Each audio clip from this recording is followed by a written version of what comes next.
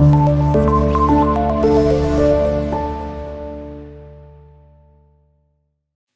वालेकुम dear students, 10th class computer का जो हमारा आज का लेक्चर है जी, हम अपने इस चैप्टर की एक्सरसाइज को देखेंगे। इसमें पहले 3 क्वेश्चंस को डिस्कस करते हैं, जिसमें एमसीक्यूज और कुछ ट्रू फॉल्स होंगे और कुछ शॉर्ट क्वेश्चंस होंगे, जिनको हम डिस्कस करते हैं। फर्स्ट ऑफ ऑल स्टूडेंट्स, हमारे पास जो क्वेश्चन नंबर 1 है, इसके अंदर हम लोग अपने एमसीक्यूज को कवर करेंगे।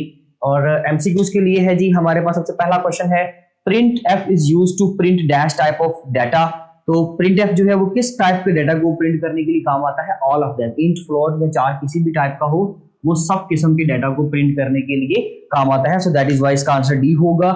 scanf is a dash in C programming language. तो scanf जो है हमारे पास एक फंक्शन नेम है, सो दैट इज व्हाई सी इसका आंसर होगा। स्टूडेंट्स, हमारे पास क्वेश्चन नंबर 3 है जी, get character is used to take dash as input from user.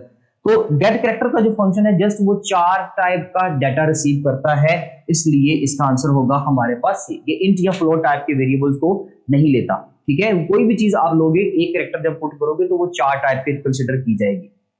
The next one, let the following part of code, what will be the value of variable A after execution. तो ए की value जो है उसमें है जी, last में अगर आप लोग देखें तो लिखा हुआ है a is equal to a multiply by b, ठीक है जी। अब इसके मुताबिक हम वैल्यू तो गेट कर लेंगे ए और बी की, लेकिन वो वैल्यूज क्या होंगी? अगर देखा जाए तो ऊपर ए की वैल्यू है हमारे पास 4 और बी की वैल्यू है 2.2, तो दोनों को मल्टीप्लाई करने से आ जाएगा 8.8। लेकिन जब हम फाइनल ए लिख रहे हैं तो ए क्योंकि आंसर इंट टाइप का देगा, तो इंट टाइप के आंसर में हमारे पास जस्ट पॉइंट से पहली वैल्यू आएगी। सो दैट्स व्हाई हमारे पास इसका आंसर ए नहीं बल्कि क्या होगा जी, बी। क्योंकि इसका आंसर जब 8.8 आएगा तो उसमें से इंट टाइप का जस्ट ये वाला हमारा रिटर्निंग पॉइंट होगा। नेक्स्ट क्वेश्चन है, विच of the following is a valid line of code. तो इसमें वैलिड लाइन ऑफ कोड कौन सा जी? एक में इंट इज इक्वल टू 20 है, बिल्कुल गलत है। फिर ग्रेड इज इक्वल टू ए है, ये ठीक है कुछ, लेकिन दिस इज अ लाइन, ये भी गलत, नन ऑफ देम। तो इसमें बी जो है वो बिल्कुल ठीक ऑप्शन है हमारे पास, क्योंकि वो एक इनिशियलाइज्ड वेरिएबल है। तो आप कह सकते हैं कि जी आपका क्वेश्चन नंबर 5 का आंसर क्या होगा? बी। क्वेश्चन नंबर 6 है जी, बेटे which operator has highest precedence among the following. इनमें से जिसकी हाईएस्ट प्रेसिडेंस है वो बताएं। तो याद रखिएगा, इनमें से जो है वो आपका ये क्वेश्चन नंबर 6 है। जो डी है बेटे, एक्सक्लेमेशन मार्क नॉट ऑपरेटर जो है, इसकी हाईएस्ट प्रेसिडेंस है। विच, वो आप प्रेसिडेंस के टेबल में से उसको आप देख भी सकते हैं ताकि आपको ये चीज क्लैरिफाई हो जाए। उसके बाद विच of the following is not a type of operator. इनमें से ऑपरेटर की टाइप कौन सी नहीं है? तो चेक ऑपरेटर जो है बी, हमने ऐसा कोई ऑपरेटर नहीं पढ़ा। सो दैट्स व्हाई ये इसका आंसर होगा जी हमारे पास B. The operator percentage is used to calculate reminder. Reminder को कैलकुलेट करने के लिए हम लोग मोड का साइन, ये वाला साइन इस्तेमाल करते हैं। उसके बाद है हमारे पास which of the following is a valid character. इनमें से वैलिड कैरेक्टर कौन सा है? सी ऑप्शन, क्योंकि उसमें जस्ट एक ही कैरेक्टर है। ऐसे कुछ भी सपोज कर लें सी है ना, तो उसके इर्द गिर्द एक सिंगल अपोस्ट्रोफी है, तो इसलिए हम लोग सिंगल कोड की वजह से उसको सी आंसर कंसिडर करेंगे। और अदरवाइज बाकियों में डबल कोड है और कुछ में आपके पास कह सकते हैं कि जी सिंगल कोड तो है, लेकिन कैरेक्टर्स ज्यादा इस्तेमाल किए हुए हैं, सो वो आंसर में नहीं होगा। क्वेश्चन नंबर 10 है, what is true about C language? Is not a case sensitive language, keywords can be used as variable name. तो बी जो है वो गलत है, ऐसा कुछ नहीं होता। बल्कि हमने what is true about C language, all logical operators are binary operators. All logical operators are binary operator, ये वाला ठीक है, क्योंकि लॉजिकल ऑपरेटर हमने पढ़े थे कि जी सारे बाइनरी ऑपरेटर्स के तौर पे काम करते हैं। दैट्स व्हाई इसका आंसर होगा students C.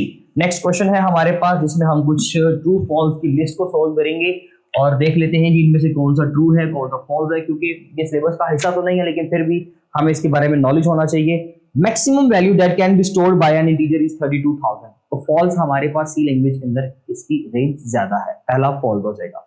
Format specifiers begin with a percentage sign. तो फॉर्मेट स्पेसिफायर बिल्कुल परसेंटेज साइन के साथ ही शुरू होता है, इसलिए ये बिल्कुल ट्रू है।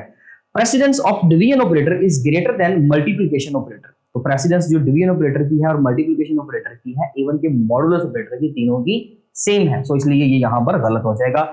Gate character is used to take all type of data input from user. Get character सिर्फ, हमने अभी एमसीक्यू देखा कि गेट कैरेक्टर सिर्फ 4 टाइप के वेरिएबल्स को रिसीव करता है, सो यहाँ पे ये भी गलत हो जाएगा। scanf is used for output operation. No, scanf एक इनपुट फंक्शन है, तो ये इनपुट के लिए काम आता है, सो यहाँ पर ये भी गलत। क्वेश्चन नंबर 3 है स्टूडेंट्स, जिसमें सबसे पहला है जी हमारे पास स्टेटमेंट टर्मिनेटर। स्टेटमेंट टर्मिनेटर के तौर पे हम लोग अगर बात करें तो हम लोग ये वाला सिंबल यूज करते हैं अपना सेमीकोलन।